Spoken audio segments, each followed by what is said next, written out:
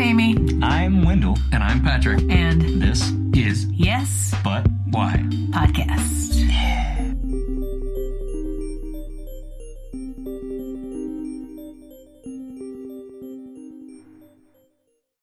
The Melbourne Impro scene, well, okay, so that's the first thing, is over here, a lot of us say Impro. Instead of improv. Instead of improv, but improv is definitely creeping into the vernacular. So, you'll probably notice I use them interchangeably. So the Melbourne Impro scene, I think, was kind of had very strong theatre sports underpinning. Theatre sports came to Melbourne via Sydney, and where some people who had trained overseas came back to Sydney, and they were like, hey, I have this thing, it's called theatre sports. And they started doing theatre sports, apparently only much later realising they were sort of doing it wrong, like according to the classic rules of theatre sports. But I think I think the original and the underlying improvisational tools were there and were fine.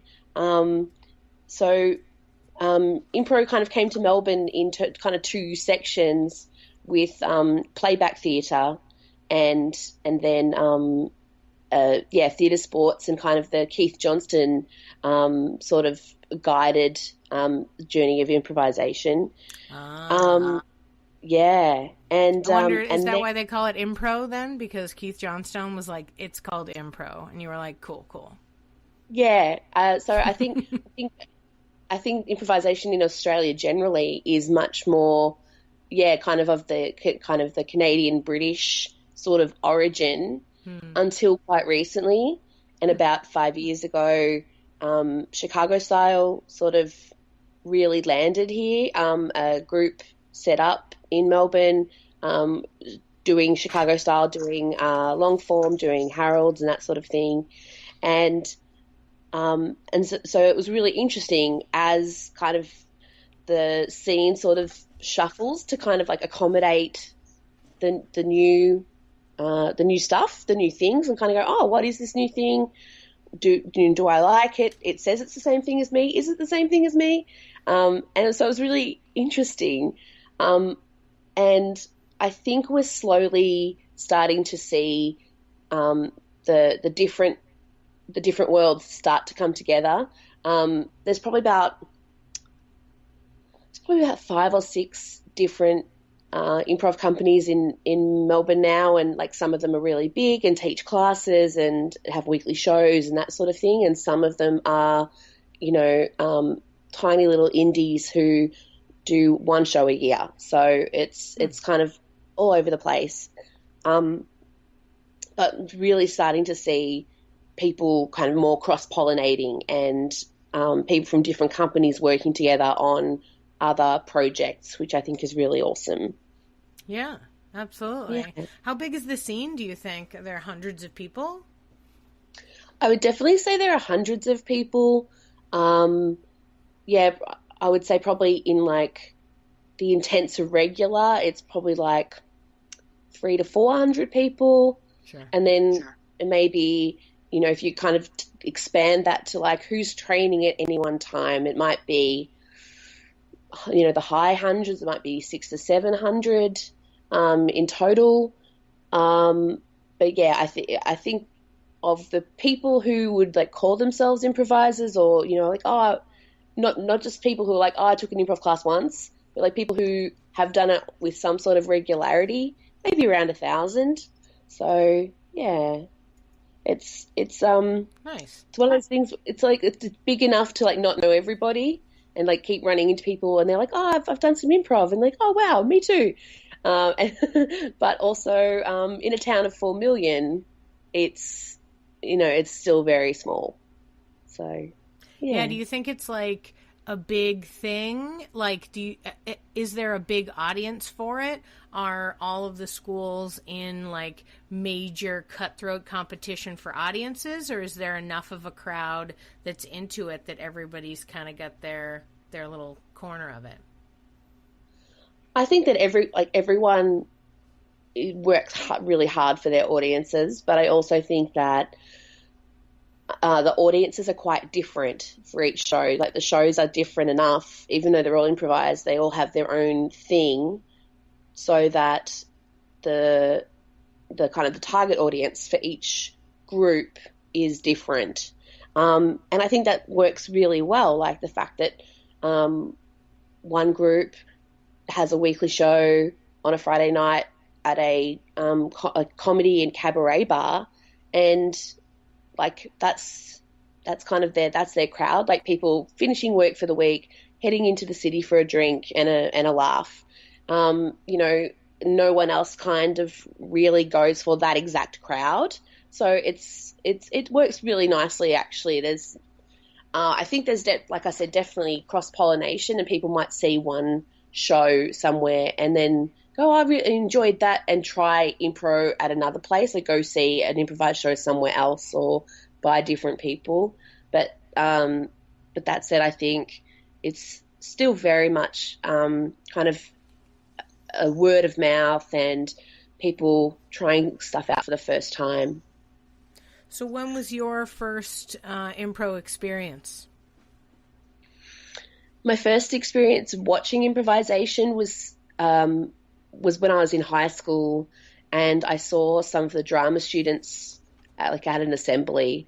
They were asked to do a little bit of impro for us at assembly, and they did a opera at a picnic. And I remember somebody dying. So it's, for me, it's kind of got all the classic improvisation things. They did an improvised opera with death at the end. Perfect. Sure. And I kind of thought, oh, that's cool. That's really awesome. But I wasn't a drama student, and I kind of didn't. I didn't really get into impro myself until I moved to Melbourne for university, and about 2 years in, I started getting involved in student theatre. I mostly worked at doing stage management and things like that, but I would be setting up for a show and I would see the actors warming up, and I was like, man, that looks like fun, you know. And somebody put out a flyer at my student theatre saying, hey, you know, do you like making stuff up? Do you like Whose Line Is It Anyway? Maybe come and try. Yeah, exactly. Classic impro tagline. Mm-hmm. Come and give this a go. So I turned up, and there's a group of maybe 10 people. And I started, you know, they kind of welcomed me very, very warmly. They were like, okay, random stranger, sure, come and give this a try.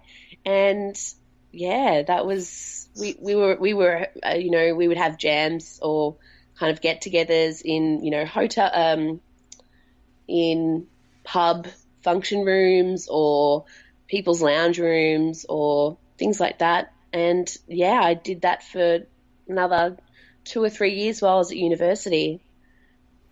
So it was like a audition process situation, or was it more like, if you're interested, you're in? It was very much, if you're interested, you're in at that time, which was amazing. But it was also very just game focused. Like we would turn up and we'd be like, oh, let's play this game. And you know, maybe we'd take turns playing the same game, kind of play the same game a few times and with different characters and see how that went. And then someone would say, oh, I really want to try this game. So there was a lot of referring to kind of more like manuals, I suppose, and kind of going, oh, I've heard about this game. We also had a mentor from a local company who, amazingly, when I look back, you know, he would just turn up at our rehearsals, and he was kind of mentoring us and leading us through different exercises or games, and teaching us this is a game you could play here. Here's how Sorry. It's like, here's how Mhm. the different parts of this game can go together, or how a different character would affect this game differently. So, yeah, it was really amazing. So the improv that you guys started out doing was mostly like the Whose Line Is It Anyway, the short form, theater sports and stuff like that? Exactly. Yeah, very, very short form, game focused, very, yeah, kind of, I suppose we didn't give each other, when I think of Whose Line, I always think of like, they've always got such strong prompts and such strong kind of things written into it to kind of give the performers to play, whereas we kind of didn't give each other that much to underpin everything. So I look back and I think, gosh, there must have been a lot of bad improvisation, or at least perhaps a lot of not very interesting improvisation.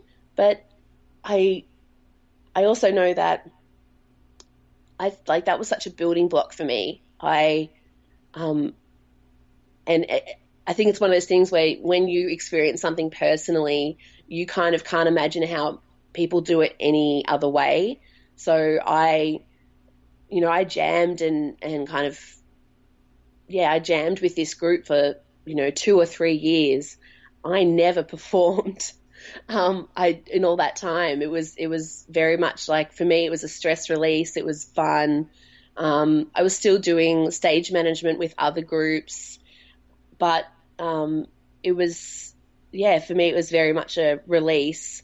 And so when it was really interesting for me, when, kind of all these years later, I see people who have done like an 8-week course get up and do their first scene in front of an audience, and my mind is blown. I just think it's incredible. It's amazing. Yeah. Yeah, that's wild. So you were not originally a performer. Like, you weren't thinking about how to get on stage. You were, what was your original educational focus? Because you said it took you a couple years to get into the theater in college. What were you originally thinking you might do? So I went to university to study Japanese and linguistics. And I got to the end of that course, and I ended up staying another year to do my to get my teaching accreditation.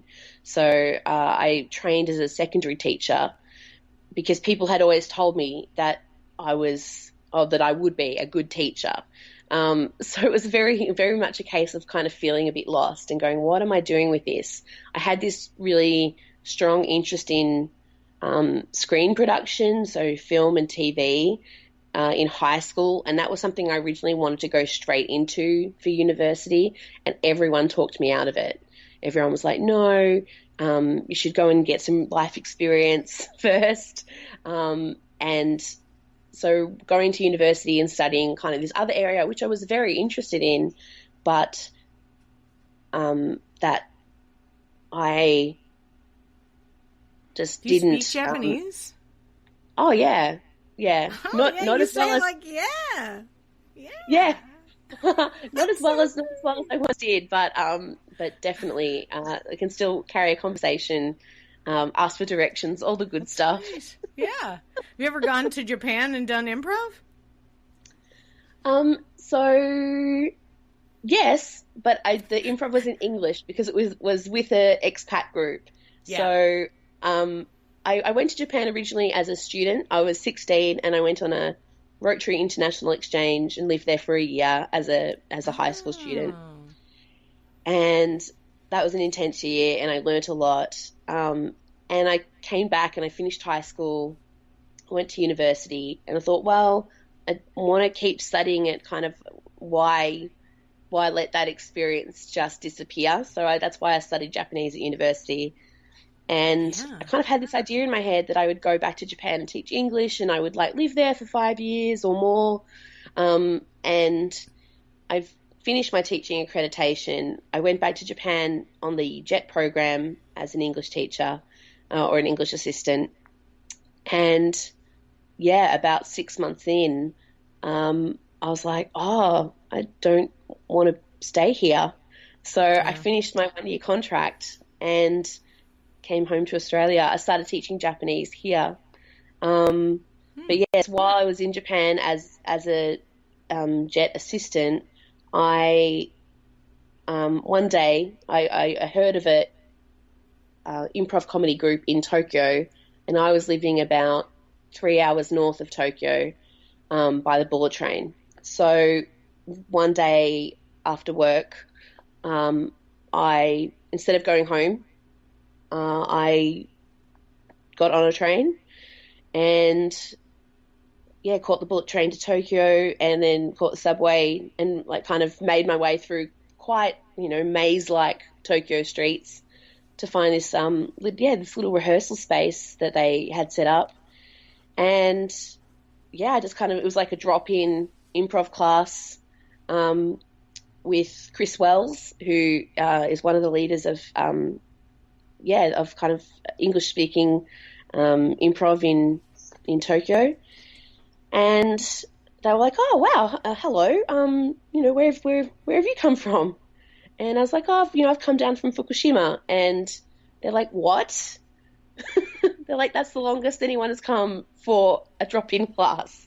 So there's a little record I hold there, she says, as she brushes off her shoulders. I had a really fun time. We went out for vegetarian food afterward, and I just met these super lovely people who just welcomed me with open arms. And that's kind of something I've seen as recurring everywhere I've gone around the world. And I meet improvisers. I can't get over how warm and welcoming everybody is. It's just, and I think it's one of the very best things about impro and improvisation. And I think it's one of the very best things about kind of that worldwide community. Yeah. Yeah, I definitely agree. I feel like people who will do improv are people who are going to let their guard down. They're people who are going to let you in. You know what I mean? I've taught hundreds of improv level 1 classes, and the people that don't let you in the first essence of it, they're never going to. And if they're into comedy, I'm usually like, stand-up seems like a good path for you. Why don't you go do that? But, you really have to be very open. And, one of the big things you got to do when you're doing improv is, take care of your scene partner. If you don't give a crap about other people, you're never gonna, you're never gonna do well in improv, essentially, And I know that there's a lot of people, something that happens here is that, improv's it has a bit of a cachet now where, people will just take an improv class to say they've taken it so that then they can get auditions and stuff. Because, when people are looking for actors now, it's a big thing. It's oh, you do improv? So, my agent loves the fact that I have improv on my resume because it gets me in the door a ton. But then I get in the door and they see me and they're like, no, thank you. Just kidding. Anyway, but the thing is that people are, generally kind who are doing improv, and you're essentially making them kinder the longer they spend in an improv scene. And I mean, right now, culturally, we're weeding out the jerks hard. We're see ya. By the way, everyone, I heard this guy's a dick. An email goes out to everybody. There's 7 Facebook groups. All of a sudden, that person, boom, can't do improv anymore. So, I mean, it benefits you to be nice, but it also, I'm sure, helps when you go to a strange place and then you have friendly people to talk to. Good on you for taking advantage of the exchange program. And then when you said that you had finished the full year that you were contracted for to teach, I was like, wow. You didn't want to do it and you didn't just leave. You know what I mean? I'm sure plane tickets from Japan are not cheap, but still, it's like you did it. Like you stuck to it, even though it wasn't. You realized it wasn't what you wanted to do, and that's admirable.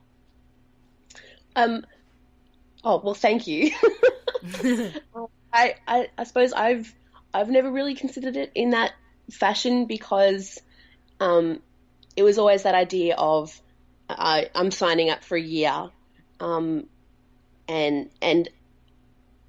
yeah, I'm signing up for a year, and this is what I've signed up for. So it was never really a consideration of just like leaving halfway. But it's funny that you don't think that's a good, that you're like, oh, that's just a regular thing. That's not a regular thing with people. Like, I mean, if I've learned anything from coaching troops and teaching and stuff like that, it's that people are flaky. They will just leave in a minute. And even when you were like, well, I signed up. Yeah, sure. I've had people sign up for 8-week courses I was teaching, pay for the whole thing. Pay for the whole thing. Give me all the money and then never show up. I'm like, that's your money. What do you just making a donation? Like, it just seems so like, why would you waste your own time? You know? So I'm glad that you don't waste your own time, but believe me, Jaklene, plenty of people in this world are ruining their own time by signing up for stuff, paying for it, and never showing up. It's true. It's true. Yeah, crazy. So you are... so you finished your initial group, the essentially what seemed to be a bit of an improv club, like a college club situation where you did jams with them and stuff like that. But when you got out of college and then you were a teacher, what happened then? What happened with your job as a teacher, and how did you get back into the improv scene as you were developing both of those at the same time? So before I left for Japan, a lot of us in that club were getting to our final year, and I turned to this mentor and I was like, hey, a lot of us are leaving, starting full-time jobs, that sort of thing. I was like, where can I keep doing this? And he's like, Impro Melbourne. So I started doing classes with them, I think in 2007. And I did a few classes with them, was having a great time. And then in mid-2008, I went to Japan. So I came back in mid-2009. And I was like, oh, hey guys, I'm back. Can I jump in? And they were like, sure. So it was really nice to come back from Japan and have this community sort of re-welcome me and jump in and see old faces, but also meet new people. And it was a really great way of kind of acclimatizing back to Melbourne and to Australia. I worked as what we call a casual relief teacher, an emergency teacher, I suppose a substitute teacher for probably 9 to 12 months before I started getting longer term contracts. And that was a hard time because substitute teaching is just so fickle, and 1 week you might get 3 or 4 days of work, and then 1 week you will get none. And it was really nice to have routine. I was like, oh, okay, it's Tuesday or Wednesday night, I'm going to class, I'm going to rehearsal, and have a show to go and see on a Saturday or Sunday, and people to see. So that was a really nice way of, again, it was a big warm hug that kind of kept me going during what was quite difficult times, getting into teaching in Australia. And then I started kind of getting 6-week, one term, which is about 8 to 12 weeks. And then eventually I got a 6-month contract at one place.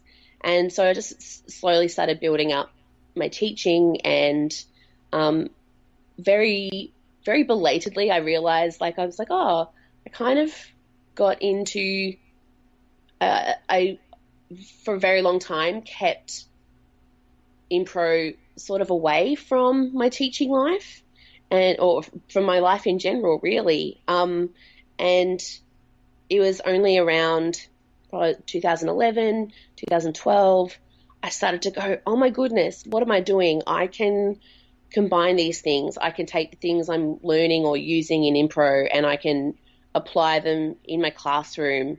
I can try to share with my students that they don't need to be afraid to fail, that they can call out an answer. And if the answer is wrong, it's not the end of the world. Like we can say, okay, well, that was a mistake. Let's keep trying. Let's keep moving on. And that was an amazing sort of revelation for me. Like I say that like I'm the first person who ever did it. Clearly, I'm a fan of reinventing the wheel. I like thinking about it that way too, though, about the idea of like embracing what's happening as opposed to being like, oh, I'm so upset I got it wrong. There's another part too that I always think about is like, why did you think that was the answer? Like, because I think it's fascinating that when I'm putting together like an improv, when there's an improv class and I got a bunch of people in front of me, I look at them like they're puzzle pieces and they need to figure out what the puzzle is, right? Yeah. So I'm checking them out for the way their brain works, the way they connect ideas so that I can, get them to lean towards the skills that are going to help them better. Because like when you're teaching improv level 1, you're teaching like just here's a bucket load of skills that like are going to help you when you're doing this, right? And that applies to, each person will take out one or two. And sometimes it's all the same ones, but a lot of times it's not. So whenever somebody like does something that could be perceived as wrong, I'm like, but why did you do it? Because I want to know the way your brain works so that next time I can provide you with something that fits in the way that your brain works. Yeah, that's amazing. Well, I mean, after a while, you start. I think that when you're teaching improv, it's sometimes you're teaching the same stuff over and over and over, and it's received differently. But like you as a teacher will ebb and flow as as what's like making you excited to teach. The message that I'm putting forth right now is blank. And it's changed over the years as I've taught. Now, just now you were talking about teaching, and I think I misunderstood. When you're talking about teaching and getting these longer contracts, you're talking about teaching in school, like regular high school kids, that kind of thing, not teaching improv. Exactly, yeah. So cool. Teaching high school kids and then primary school kids as well, teaching them Japanese, or I was also trained as an English teacher, so teaching, kind of basic English lit and things like that as well. So as you're getting started in that career, that's when the improv scene is kind of being your support system. They're helping you out because you get to go play and shake it off with them. Exactly. Did you mentioned that in college you didn't perform. Did you start performing after Japan when you came back? Yes. You finally got on stage. You did it. Yay. Good. What made the change for you? So some people I had met doing Impro when I came back from Japan, a few of us had jammed and just had kind of casual get-togethers, and a guy approached me and said, hey, I've heard that you do stage management and lights and sound. Is that true?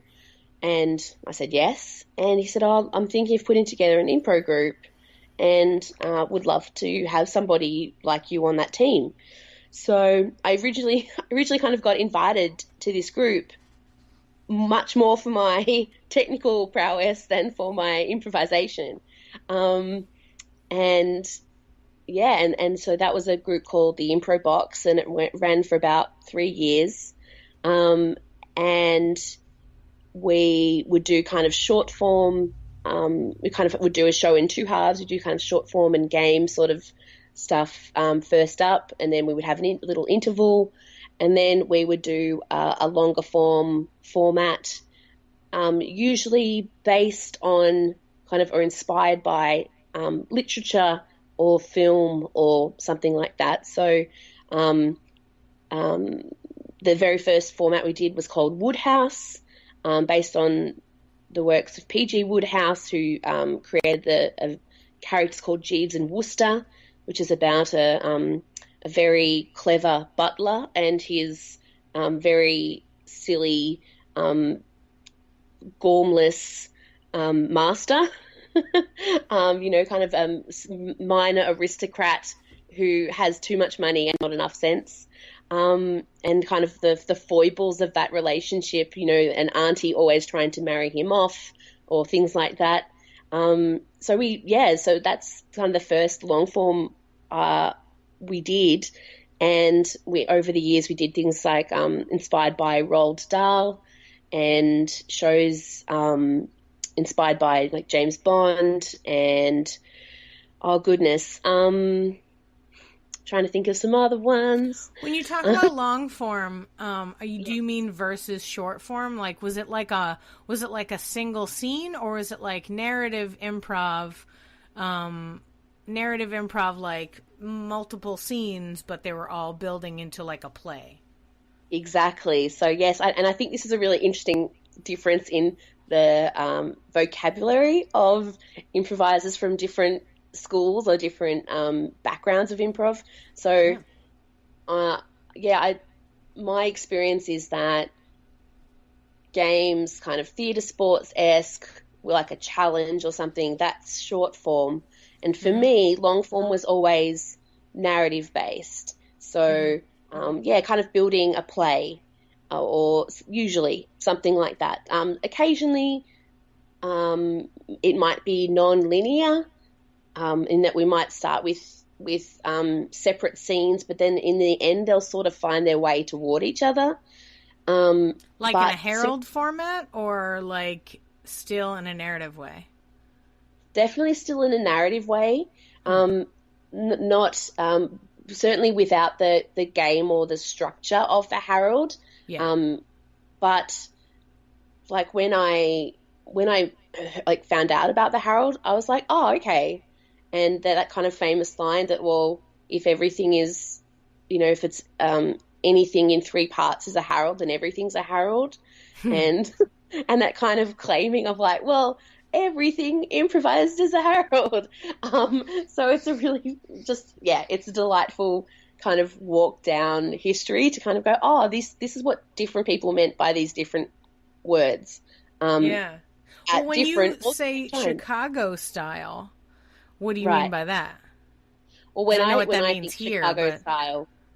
think Chicago style, I think Harold, I think Armando, and I think kind of quite fast and quippy and very much focused on game. Whereas the improv style I came out of originally is much more focused on the storytelling and what does the story need? What does, and trying to figure out how can we serve the story. So it's an interesting challenge, and the best way I ever heard it described was we had Joe Bill come out and teach in Canberra a few years ago, and Joe, I think someone was doing like a fireside chat with Joe and asking him about Del, and Joe was talking about how, Del being an actor, he worked from the inside out. And the person interviewing Joe was Patty Stiles, who is one of Keith Johnson's students. And she talked about Keith being a director and a writer. He sort of works from the outside in. And that was such a clear way for me to try to understand how these two teachers had such different but similar views on improvisation, and how the toolboxes that they give us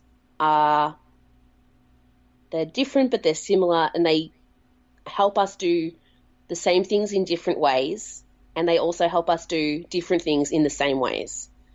And I like the idea that as a impro person, I can meet up with an improv person, and even if we've kind of come from completely different schools or journeys of thought or different vocabularies, that we could meet on a stage, and we still know that those basics are in play, that we're going to make each other look good, that we're going to support each other, that we're going to accept each other's realities and build on those.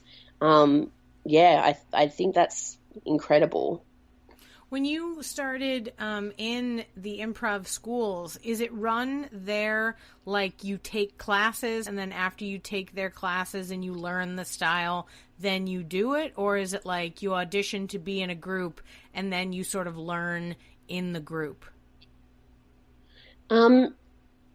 So the improv schools over here, especially in Melbourne, run really differently to what I understand of particularly Chicago-style schools, in the whole idea, even the idea of house teams. You know what, to be honest, I'm finding out that the entire United States, every state does it differently. Like, these interviews are revealing to me that every different city runs it in their own way, purely based on, I don't know, random stuff or the first person that set it up. You know what I mean? Right. So yeah, even the idea of like I had to take classes, and then I took classes, and then I performed, right? Yeah. But I don't know what happens in other places. Like, other people I've interviewed is like, oh, no, you have to get on a team. And I'm like, how do you get on a team if you don't know what you're doing? But anyway, I'm sorry, I cut you off. I just wanted you to know that, like, it's not one thing here. It's all the possible things. And some cities, I have nothing. Like, there's two guys, and they're trying real hard. And that's pretty much it. You know? Right. So, yeah. I feel like Melbourne and Austin are similar in that they have a big crowd of people that really want to do improv, so it can be a hotbed for a lot of stuff going on. But sorry, back to you. Tell me about your experience. Blah, blah, blah. So my experience was very much of closed companies. So you kind of had these kind of larger companies, Playback Theatre, Impro Melbourne, who were more or less closed. A closed ensemble, and sometimes they would invite somebody in to guest with them, and then they would say, oh, wow, we get on really well, and they really fit our style, we'll keep you. And someone would be invited to become a permanent member. But aside from that, it was very much you come and watch us perform. If you want to, maybe take classes. There wasn't really a strong culture of let's create a whole bunch of improv performers, and I think that really started to change about five to 7 years ago, particularly when Chicago Style came to Melbourne, and the owner of that company kind of brought with him that idea of, you do a course and then you can audition to be on a house team, and then the house teams will perform and that sort of thing. So it was a really interesting and different style for a lot of us. And what I think's been really great is that a lot of other, there have been more companies come into that space and run classes and create opportunities for people to get up on stage and perform. Even if they've just done their first class, they've just finished 8 weeks or 5 weeks of a really intensive time, that there's now this regular place for students to get up and show what they can do, or to play with people who weren't from their original class, who are maybe doing a different part of kind of learning in a different part of the school, but can all get up together and learn and play together. I think it's really awesome. It's funny, earlier you mentioned something about how when you're from a place or when you do things a certain way, like you think, oh, that's just the way that it is. And then you're like, oh, wow, there's other different ways. And I think about the way Melbourne theaters were being run, and then this other guy shows up and he's all like, wait a minute, let me do it my way. And I bet you at the time people were like, who the hell is this guy? But for that guy, that was just all he knew. Like, he was just like, this is it. Because when I first heard about the idea of auditioning first, I was like, what do you audition with? What do you do? Like, I didn't know anything about improv when I first took my first class. Like, how would I have ever done anything? You know what I mean? Like, I can't even imagine doing it that way. And here, it's very much like an earned system. Like, it's like there's so many people that take classes that to keep the, like, level of what's on stage pretty high, there it's like you have to take X amount of classes to get on stage. And there's less like a house team thing and more just like, you know, you establish a certain cachet in the community. Like, it's like if you're around enough, and then you can go to the artistic director and pitch a show. Some theaters, you can do that. You can, like, pitch a thing where you're like, hey, I have this great idea. But usually there's, like, 5 or 6, like, jam shows where it's like, this show is 3 improv troupes. And you can apply to put your show in this thing. And every theater's got a show that has just one night a week that's like, or multiple nights a week sometimes, where it's like, just sign up and you can put your improv troupe in it. But most of the improv troupes are born out of one of the theaters, and like, I don't know. It's funny because I didn't know anything about improv until I started here in Austin. I was not at all a part of it. And like, it's so funny because it's one of those things where it's like, where were you, improv? Where were you my whole life? I needed you. You know, like when you were talking about being a stage manager and doing improv to like blow off steam, I was like, oh, I wish I had that, because I stage managed too.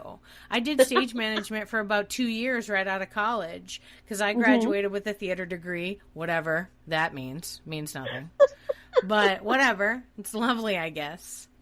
And, you know, after that, I started getting stage management jobs. And, man, I would have loved to have somewhere to blow off steam because stage managers get the brunt of it, right? So, yeah, it's crazy how improv can really be what you need. And my biggest thing since becoming a teacher of improv is to convince as many people as I can to do it. It's almost like I'm the first person who heard about therapy. I was like, oh, my God, guys, did you hear about this? Do you know you can talk to another person and feel better? What?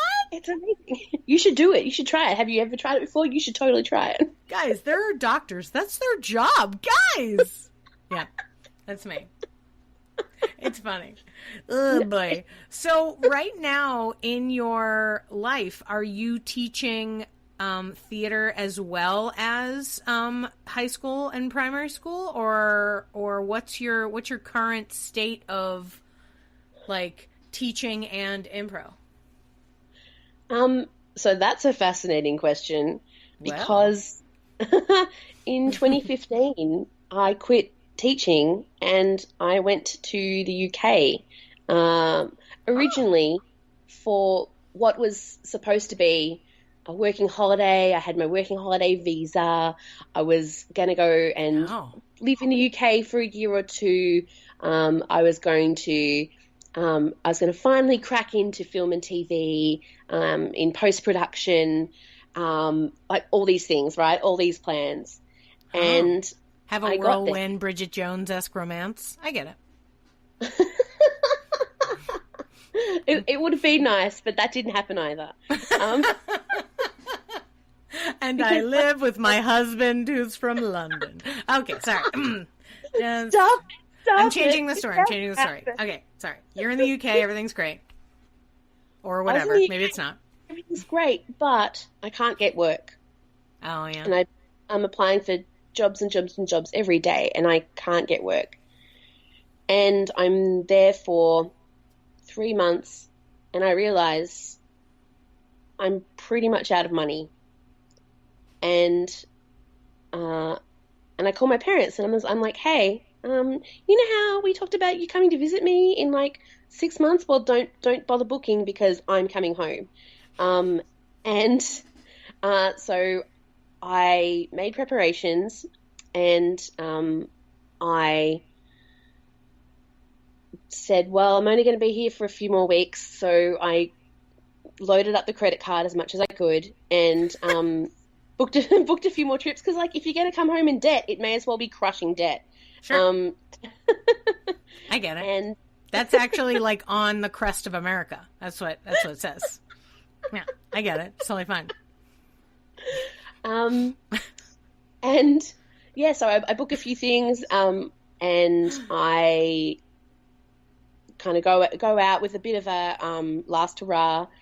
Again, while I was in London, I met up with amazing improvisers at the nursery and C3 something, and I went and saw a teacher jam at the Free Association and things like that. So I kind of got to meet a whole bunch of amazing new improvisers. I went to a festival there called Slapdash, which was brilliant, and had a great time, but still couldn't get work. So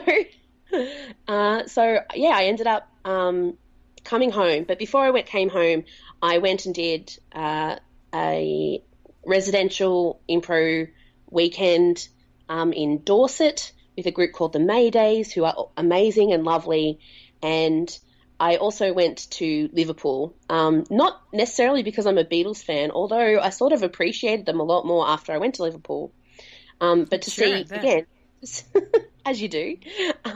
Yeah, I didn't care about Elvis till I went to Graceland, and then I was like, oh, all right, pretty good. There's this dude called Elvis, great. Do you guys hear about this guy? Yes. Guys. Oh my gosh, this guy called Elvis, have you heard of him? Apparently he's good at music. Guys, have you heard of the Beatles? Oh my God, 4 of them. Can you believe this one guy's just playing those drums real good? What? Anyway, sorry. You went to Dorset. Went to Dorset, and I also went to Liverpool to see some improvisers who I had met in Melbourne. They had come to Melbourne, and they had been a part of our Soapathon, which was a non-stop weekend of an improvised soap opera that goes for like 50 hours. So they came and they were a part of that, and I met them there.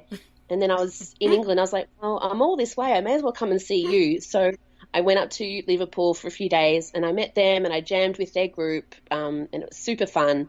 Can you imagine how many like Beatles theme pun improv names there are? There must be so many. They were very restrained. They were very restrained. They did very well. It's terrible for them. They hate it. They are all like, no, gross. Enough. Stop it. Seriously, it's not funny, you guys. I'm sorry to keep cutting you off. Oh, it just occurred to me, and then I was just like, oh, improv teams, trouble with their names. Anyway, you're in Liverpool, you're seeing your friends, they're so nice. They're so nice, they're super lovely. I jam with their group, which I think is called Improprietary, and nice.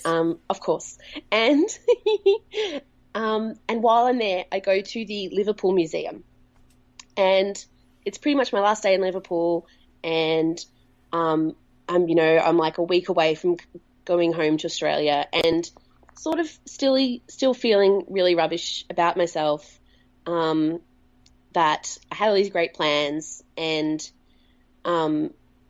it cost so much money to kind of get over here, and then for it kind of all to collapse. And I walk into a section of the Liverpool Museum which talks about a cathedral. There's a cathedral in Liverpool, which is a really non-traditional cathedral, and I was really lucky that one of the young members of Improprietary that I met at the jam said, oh, hey, let me take you sightseeing for a day, and she took me to this cathedral. I had just finished working in a Catholic school, so it was completely opposite to any cathedral I'd ever seen before, in that it's round, Like the altar is in the middle of the entire circle, and it's kind of actually, it's almost like very postmodern sort of thing. It's a very non-traditional cathedral. And I go to the museum, and it turns out this was never the original cathedral. The original cathedral that was designed in 1910 or something was super massive and was basically designed as a bit of an up yours to the Anglican cathedral at the other end of the street, of course. And they designed this massive cathedral, and it was going to cost so much money, and they fundraised for years and years and years and years, and they could never get it built because it was so expensive. They built the crypt or something, but they could never actually build the proper cathedral. And then they finally in like the 50s or 60s, somebody cracked it and was like, you know what, we can't just sit here for forever with this blank land, with this crypt and nothing else. Super creepy. So they ran a new design competition. They said, hey, we want someone to design a new cathedral. It has to come in under this budget. It has to be able to be built in the next 10 years. You know, let's get this thing done.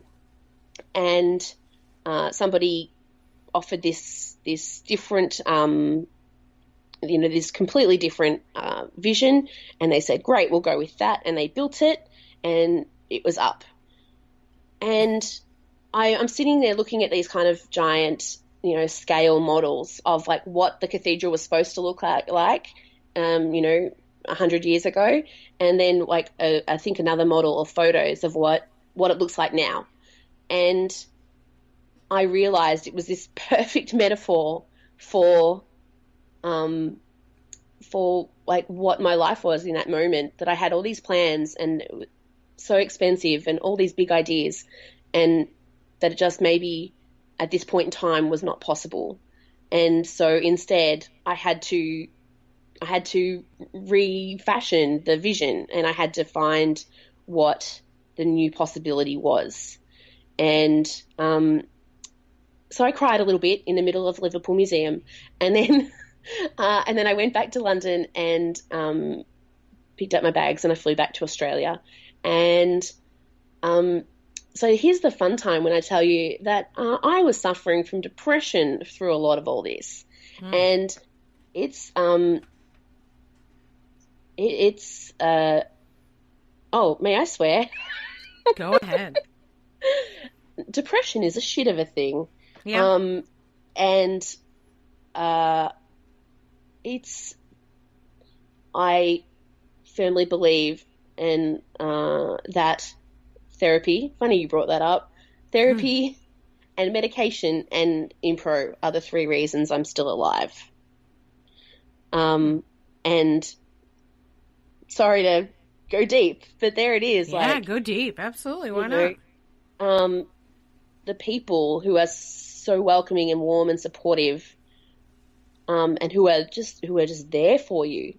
I can't overstate enough, like how just I came back from London feeling like, even though I'd had this kind of epiphany, feeling like a failure. And it took quite a while for me to realize that it wasn't a failure, or at least not in kind of that traditional sense, that it wasn't the end didn't mean everything was over, and that I just had to create a new building to live in, if you know what I mean. Yeah. So, yeah. It's nice. So I'm glad that that sounds like a wonderful sort of epiphany to have had, and to acknowledge that you had, the idea that sometimes you have to, just change the path of the dream that you have. I don't think you necessarily have to let it go entirely, but sometimes I think that the things I dream about, like the things that I have dreamed in my life, are perhaps similar to the dreams that you have when you sleep, in that they're not telling you all the information, and they're not giving you all of the, details. Like, it's not like you wake up one morning and you're like, I've decided that I'm going to be a nurse in an old folks home, and I'm going to be the person that handles the pills in the window. Like, it's like, well, it's a super specific thing that you want to do. How did you? Well, that's what my dream told me I'm going to do, and that's it, And I feel like sometimes we have these ideas of what we want to do with our lives, and we have to find a way to, we have the clay, but we have to find a way to mold it in our own way. And maybe when we're finished, we don't have, the David, but it still looks like a guy relatively, it's maybe not as tall, and, I'm not as good as a chisel, but, it's something. And I think to a certain extent, I really do think that sometimes it's like a different thing.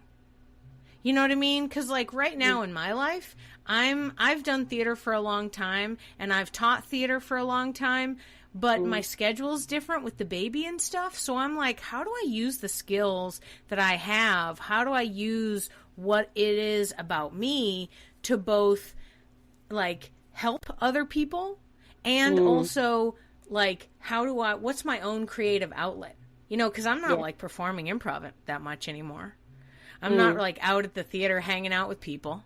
I do one sketch show and I meet once a week with the people. I'm really not that active anymore. So it's how do you find your new way?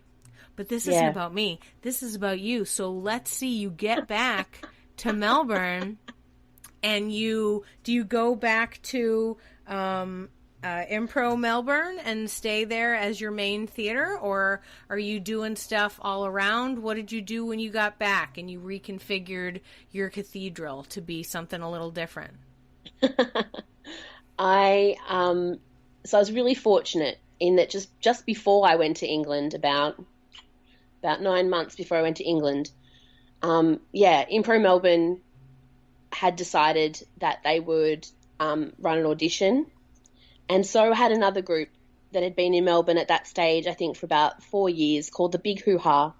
And so the Big Hoo-Haa audition was first. And I thought, great, I'll go along, I'll audition. It's a really good experience for me to audition for things. I'm not going to get in. Their style is super fast and witty and one-liners, and I'm never going to get in, but auditioning will be a good experience. And I go along, and half of the Big Hoo-Haa cast who were there recognized me as a technician because I've teched for show. I've done lights or sound on impro sketch shows that they have done in the past. So they kind of go what are you doing here? We're not doing lighting today. And I'm like, I'm here as an improviser. So there's that first moment. And then, I go through this audition with a bunch of other people, and I'm just in the way that everybody says you should, just go for things for experience and just go to have fun. Just turn up and play. I actually there for that, and I have a great time, and I'm surprised when an hour later I get a call back. So I go back to the callback that afternoon, and I'm just like, okay, cool, I'm having fun, I'm playing, whatever. And then on the drive home, about 2 hours later, I get a call inviting me to rehearsal the next week. So it was a super strange experience for me because at that point in kind of my impro life in 2014, before I've quit teaching, I'm kind of I'm really into dramatic impro and how can we improvise a play and but do it through using improvisation and all these sorts of things. And I'm invited to come and learn/train with this group that is so well known for it's one-liners and it's super witty repartee sort of style. And I had no idea what I was doing, but I went along and it was really fun. And I've become much better at one-liners, which is great. I also will go and audition for Impro Melbourne, and And I walk into that room thinking to myself, okay, remember what you did at the big Hoo-Haa audition. Now just do that. And that strange feeling of like, there's so much more pressure now, you know? Right. But just trying to let go of any expectation and and any, you know, like I need this or I want this, and just have fun and play with who is there in the moment. And fortunately was also invited to join that ensemble, or that kind of that junior ensemble. So they kind of have that training level, where, yeah, they're kind of just like super supportive, and they run training for you every week. And so you get to grow a bit as your own ensemble, which is really nice. So yeah, so I say, okay, bye everyone, I'm going to England. And then I come back. And I come back and I pretty much jump straight back into rehearsals, because again, it's this place where I feel safe. I can reconnect with people. It's this wonderful social community that is kind of there for me, which was really amazing to have. And it takes me a long time to get back on my feet coming back from England. I struggled a lot finding work in Australia too. And eventually I will go on this government program designed to help people start their own small businesses. So in my case, it was it was a kind of one-woman production assistance. So help, you know, if you need production photography, I'm your gal. And if you need a technician, I'm your gal. And if you need help or support marketing your show, guess what? I'm your gal. And slowly trying to build that up, but it takes so long. And then somebody I know, someone I've known for like 10 years, posts on Facebook and says, hey, I'm looking for a person working, like a personal assistant / an admin person to work, you know, 3/4 of the week. You know, does anybody know anybody? And this is the exact kind of area that I've been wanting to work in. And I message her and I say, hey, can I send you my resume? And we meet for lunch / interview, and I get this job. So it was a really strange thing that kind of, after all this time, feeling like I was walking into the headwind and pushing so hard to get somewhere, to get something, that then that last moment, that last step felt so easy. So we've just put on they're a tech company in a regional area just outside Melbourne. And we've just completed a tech conference that I was helping organize. So, because guess what? Helping to organize and produce theatre shows is actually pretty handy when it comes to events management. Yeah. What? No, you wouldn't say. So yeah, that's kind of where I am at now, is, you know, working in events management and also stepping into a project management role with this tech company, which is incredible. Wow. That's so great. What a way to like turn it around for yourself, make yourself feel better in that moment. Like you got this new job and you found a way to use all the skills that you had been developing. And after so long feeling like the skills I had been developing all this time weren't useful, like, it sounds silly, because when you step back and kind of look at it objectively, of course they're useful and of course they're, you know, good skills, but for whatever reason, the jobs I was going for couldn't make that translation, or I wasn't doing the translating well enough for them to see that. And and what pisses me off is that the cynic in me is like so annoyed that this is a happy ending, right? Because if anything, like the last, you know, 5 to 8 years has taught me, is like, again, the cynic says there is no happy ending.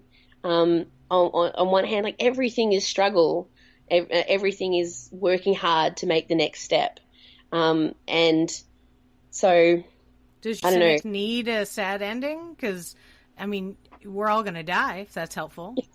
It's I will say that is a helpful way to look at it. But I just I just I'm real, like I know when I was really struggling, and it was like I've sent out like 30 job applications this week and nobody has gotten back to me and everything. If I was listening to this podcast and listening to this, person being like, I struggled for a really long time, but then like, ta-da, the sun came out and everything was great. I would want to puke. Right? Yeah, but like everybody tells their story. Nobody gives me very few people are giving me a sad ending.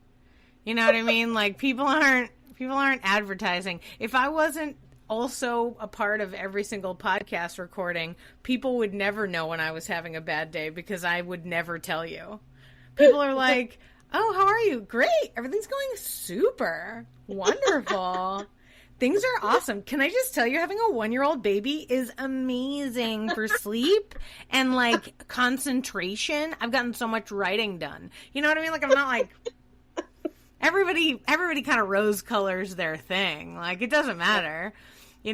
Also, you don't need to like feed the trolls. You know what I mean? Like the people who want to be like, yeah, well, you're going to fail pretty soon. They'll say it. They'll send a nice comment, which I will delete. Like, don't worry. Like, believe me.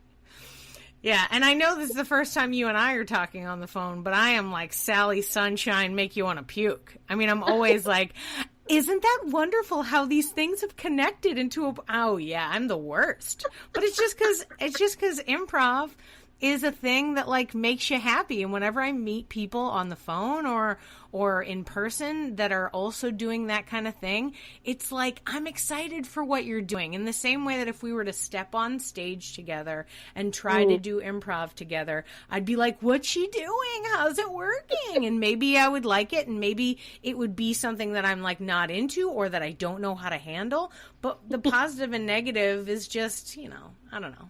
It's all one. It's like, it's all one thing. There's happy times and there's sad times. I prefer to focus on the happy times because, it keeps us going. It keeps us moving forward. And, I don't know. Sometimes you hear these stories of people who are like super sad and their life is going the way you think your life should go. So you really don't know.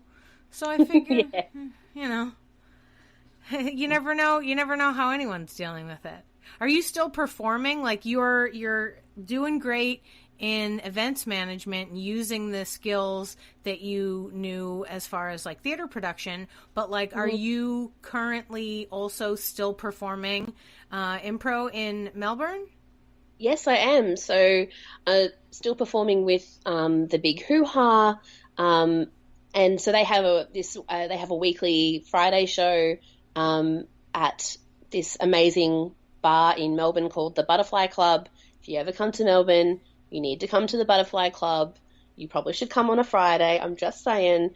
They're beautiful, hilarious, kitschy decor and amazing bartenders who just take care of everybody, frankly. But because we've kind of had this residency there for a few years now, just everyone is so warm and friendly, like they feel like extended members of our cast. And yeah, so it's so wonderful.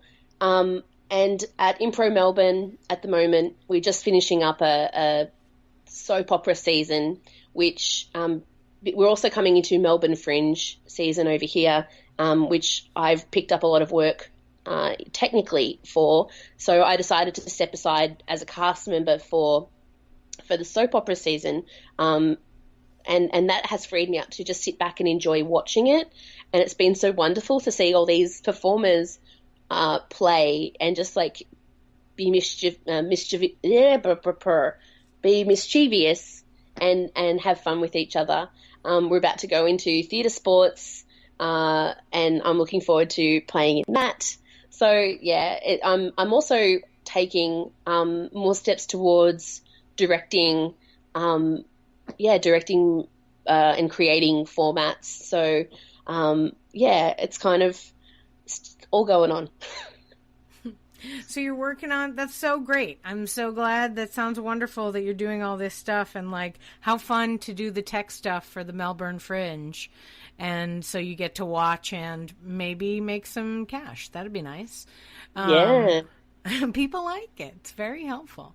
But as far as you mentioned right at the tail end that you're also, kind of creating your own projects. You've talked about how you're interested in film and stuff. Are you creating both live theater and like filmed projects with people? So I still volunteer occasionally on student or independent projects like short films and things like that. And I didn't mention it earlier, but I went to film school for a year when I first came back from Japan. So that put me in touch with a lot of other young filmmakers in Melbourne. And what's been amazing is that it's nearly 10 years later, but some of the people who I made short films with back then, some of them are working in the industry, some of them have made their first feature. So it's like one of those things where I would see other people doing well, and it was really hard because on one hand you're so happy for them, and on the other hand it's like, but why am I not in the place I want to be, And but I made that decision a long time ago that if other people were doing their thing and they were doing it like they were getting those jobs that they wanted or achieving that dream, that like there was absolutely no point in me being angry or jealous about it, and that all I could be was happy for them and that I could keep working on my stuff. And that was a really interesting and helpful perspective shift, because the first time it happened, I remember kind of going home and stewing about it for a while and being like, oh, why they kind of feel like they're rocketing ahead on this super highway and I'm stuck on this gravel road, like going, like super slow. Why is every step taking me so long, and why is my road so bumpy? And I realized it's just everything has its time. You mentioned earlier about, you can be teaching a class or you can be in a class and someone will say something and you've heard that thing 100 times, but it might not click with you until just that moment. And I remember someone saying to me that like you hear or you learn what you need to learn when it's the right time for you, and that someone can tell me to be more physical in my scenes or something like that 100 times, and until it's the right moment for me to be more physical, that note is not going to click, and that note is not going to actually make a change in my performance or in my rehearsal. I used to do martial arts, and one of the big things there is to approach things with beginner's mind, and to even if you've been training for 5 or 10 or 15 or 20 years, to like go back in and do those basics the very best you can and apply them as correctly as you can. And I feel like I go into improv sometimes and I catch myself. I'm like, maybe you're not listening because you think you know this. It's okay to like let go of that kind of, catching yourself with ego and saying it's okay to let go of that and just listen. And maybe you'll hear something you've not heard before. Maybe it will it will give you something you've not taken out of it before. So that's been really cool as well. Awesome. Well, thank you so much for taking the time out of your day to talk to me and sharing so much about your journey and just being so open with me. I really appreciate you talking to me today. Oh, thank you. Thanks for chatting with me. It's been really amazing. Good. I'm glad. The basis of my memoir, I think we've got right now. Yeah, there you go. You're good. You can write it. This is going to be a great movie when I see it someday.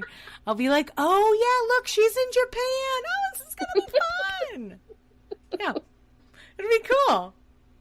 Yeah, I'm excited. That should be super wonderful. I hope that you continue to find, stuff that brings you joy, and you're able to use the wonderful improv knowledge both in your performance, and also your tech, and also, your event management for your tech company. They're lucky to have you.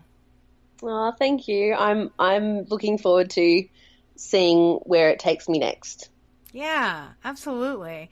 And thanks for such good, you've really got my brain going as far as some really good improv notes and things to, because I'm not performing right now, I'm trying to soak up all the improv stuff in a real life thing, so it's in real life, it doesn't always happen the way that you want, but you just have to yes and whatever's going on. So I'm trying to yes and my life. And so hearing the things about you learn what you need when you need it, I'm like, oh, yes, exactly. Yeah. I was like, man, so crazy. Oh, so good. Thank you so much. It's been really great. I'm so glad to have talked to you tonight. I'm so glad to have talked to you this morning. It's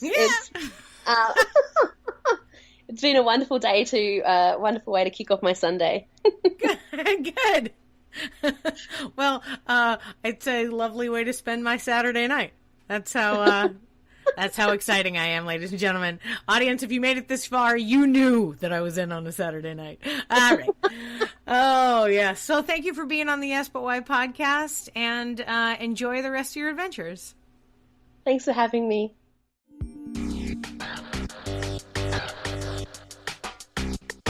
Thanks for listening to Yes But Why podcast.